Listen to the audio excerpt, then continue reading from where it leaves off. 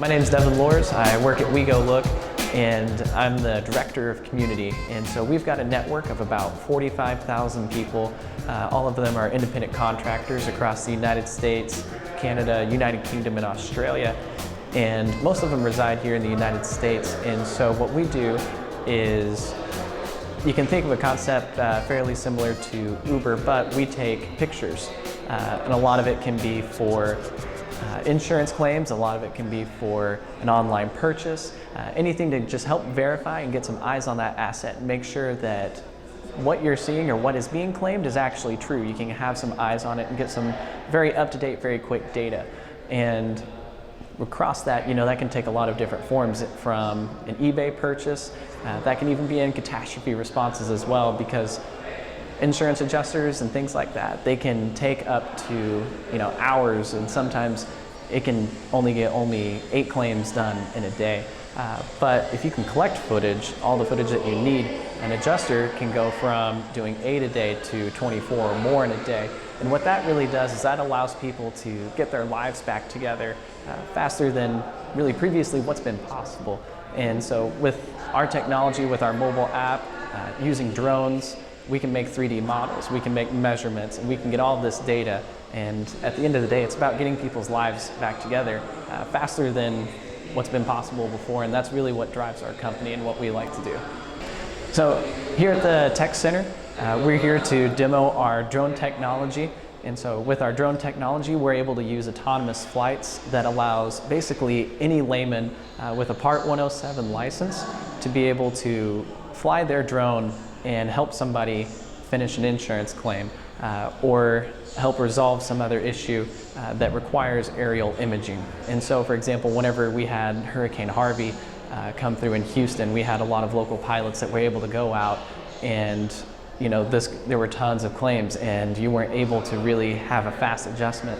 And so a drone network of just thousands of locals like we have can take flight, and they can capture this data, and they can get that back and get those lives just put back together and get the checks in the mail, whatever they need. The contractors can get out there and start working.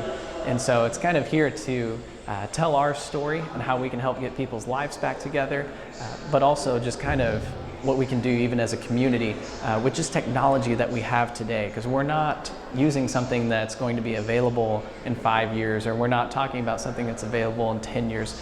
We're talking about laymen utilizing today's technology to make the world a better place. I used to be very intimidated by drones. Whenever I heard that it was coming up, big privacy scared me a lot. But then whenever I started to use a drone myself, I started to realize and get very, very comfortable with it. And it's not nearly as intimidating as I thought it would be after I kind of got to fly around and experience it myself, especially kind of whenever you get into these nicer model drones that could cost anywhere between a couple $100s to a few $1,000s. There's a lot of security features even built into them, geofencing, to help protect society and the public at large, that can prevent your drone from flying near an airport and other things like that.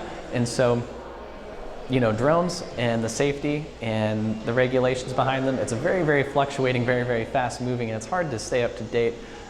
But as a whole, we can see different things that the steps that the FAA are taking to try and keep the public safety as their #1 priority, but still embrace this movement that the market is demanding.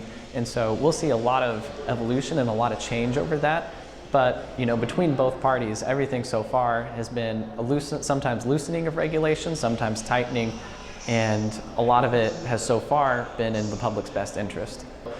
We coach our network to be able to make everything as comfortable as possible. So whenever it comes to flying in a commercial property, whenever it comes to flying somebody's roof for their inspection, if there's a neighbor who's out mowing the lawn, talk to that neighbor first and let them know what you're getting ready to do. Make sure that they're comfortable, but don't just surprise people. For example, dress like a professional. Let people know that you're trying to do something. We even have some drone pilots that buy cones and buy signs to let people know, hey, a drone inspection is taking place. I'm a professional and I know what's going on.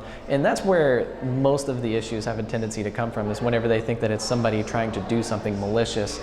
everybody's guard is up whenever they don't know what's going on, but whenever you're brought into the knowledge and you know what's going on, there's a much warmer embrace of the whole situation. It has been an absolute blast getting into the drone world, just the different elements that it all brings together. And then whenever you're even looking at the video footage, it almost kind of gives you a feeling of flight, because it's something that we haven't embraced really as a society, unless maybe you're in an airplane.